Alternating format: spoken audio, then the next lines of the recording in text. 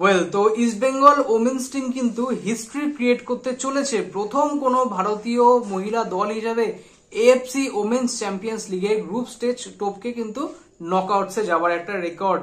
90% sealed হয়ে গেছে, 10% বাকি রয়েছে। ইন্ডিয়ান ফুটবলের এখনের যা পরিস্থিতি, মেন্স ফুটবল নিয়ে বলো, ইন্ডিয়ান টপ টিয়ার লিগ নিয়ে বলো, বা আই লিগ বলো, ওমেন্স লিগ বলো, এগুলো নিয়ে যে একটা আনসার্টেনিটির ভাব রয়েছে, তার মধ্যে কোথাও এই ইস্ট বেঙ্গল ওমেন্স টিম যদি ভালো কিছু করে আসতে পারে, একটা কোথাও অক্সিজেন কিন্তু প্রদান করবে অল ওভার ইন্ডিয়ান ফুটবলে।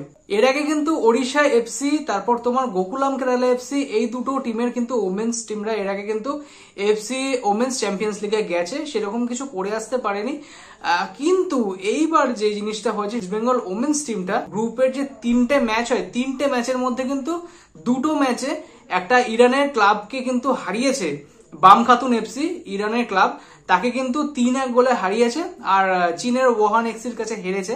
মানে একটা জিতে একটা হেরে এই মুহূর্তে কিন্তু সেকেন্ড পজিশনে রয়েছে ইস্ট বেঙ্গল। লাস্ট ম্যাচটা যেটা রয়েছে নাসাফ ওমেন্স এর বিরুদ্ধে, আমরা রিসেন্ট পাস্টে জানি নাসাফ মোহনবাগান এএফসি কাপে ফেস করেছিল এই নাসাফ মেন্স ফুটবল টিমের সাথে, সেখানে কিন্তু মোহনবাগান খুব বাজেভাবে হেরেছিল।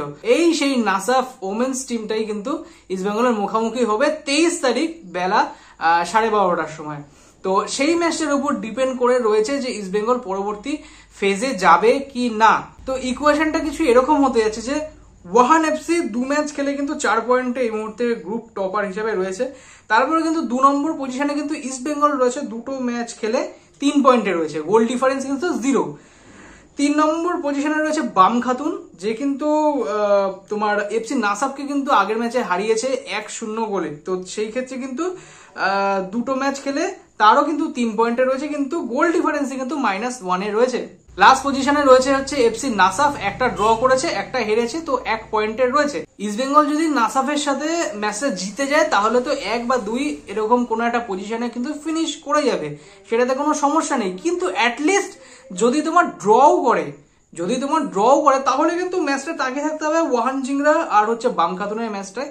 সেখানে যদি বাম খাতুনকে হারিয়ে দেয় ওয়াহান জিংরা, তাহলে কিন্তু ইস্ট বেঙ্গল 2 নম্বর পজিশনে কিন্তু ফিনিশ করবে। কিন্তু বাম খাতুন যদি কোনো রকম ম্যাচটাকে ড্র করে দেয় তাহলেও কিন্তু ইস্ট বেঙ্গল 2 নম্বর পজিশনে কিন্তু তোমার ফিনিশ করবে।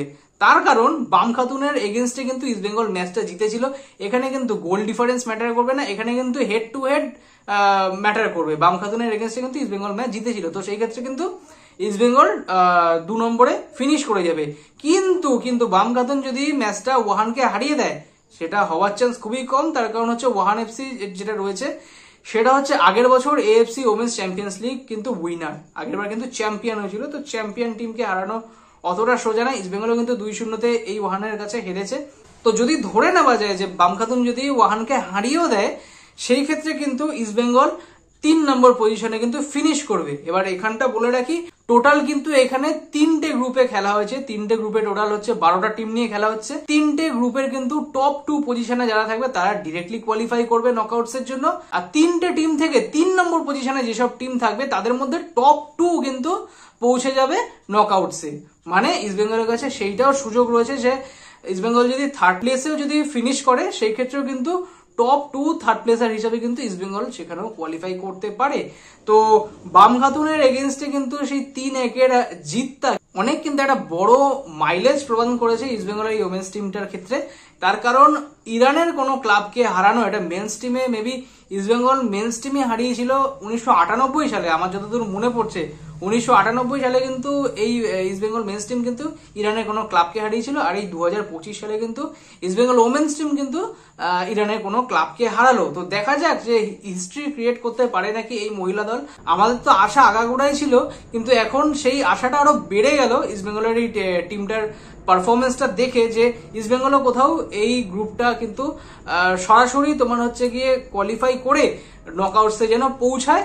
আমরাও যাতে বলতে পারি যে না, কোন Indian club, Indian women's club কিন্তু এএফসি ওমেন্স চ্যাম্পিয়ন্স লিগের নকআউটসে কিন্তু গেছে। কোথাও এশিয়ার মঞ্চে ইস্ট বেঙ্গলের মতন যে টিম রয়েছে, এই ইস্ট বেঙ্গল টিমটা কিন্তু এশিয়ার মঞ্চে কিছু করার কিন্তু আগাগোড়াই চেষ্টা করে এসেছে। সেটা ওমেন্স টিম এখন যেটা করছে সেটা কিন্তু মেন্স টিমও করেছে। কারণ আমরা জানি যে এএফসি কাপ যখন ছিল, এএফসি কাপে কিন্তু ইস্ট বেঙ্গল সেমিফাইনালে রিচ করেছিল 2013 সাল মেবি, আমার মনে পড়ছে।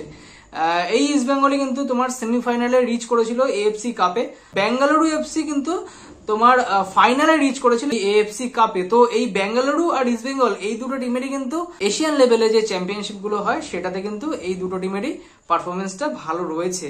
আমরা তো অবশ্যই চাইবো এই উমেন্স টিমটা যেন আগে যায় আর নকআউটসে যায়, নকআউটসে যেন ভালো প্রদর্শনী করে আসে। কারণ মেন্স টিম কিন্তু থার্ড টিয়ার লিগ মানে এফসি চ্যালেঞ্জ লিগেও কিন্তু তোমার নকআউটসে গেছিল, সেখানে হেরে গেছিল। অবশ্য যেই টিমের কাছে হেরেছিল সেই টিম আবার চ্যাম্পিয়ন হয়েছিল। যাই হোক, তো কোথাও ওমেন্স টিমটাও যেন সেটা করে, এটাই আমরা চাইবো। ম্যাচটা কিন্তু হবে 23 তারিখ বেলা 12:30টার সময় ফ্যান কোর্টে, তোমরা দেখতে পারবে। তো দেখা যাক কি হয়, আশা করি পজিটিভ নিউজই আসবে। তো তোমরা কতটা এক্সাইটেড এই ইস্ট বেঙ্গল ওমেন্স টিমটাকে দেখার জন্য তোমরা একটুখানি কমেন্ট সেকশনে জানিও। ভিডিওটা যদি ভালো লেগে থাকে তাহলে প্লিজ একটুখানি লাইক করে দিও, আর চ্যানেলটাকে প্রথমবার দেখে থাকলে একটু সাবস্ক্রাইব করে দিও। তো আজকের জন্য এইটুকুই, ততক্ষণের জন্য গুড নাইট।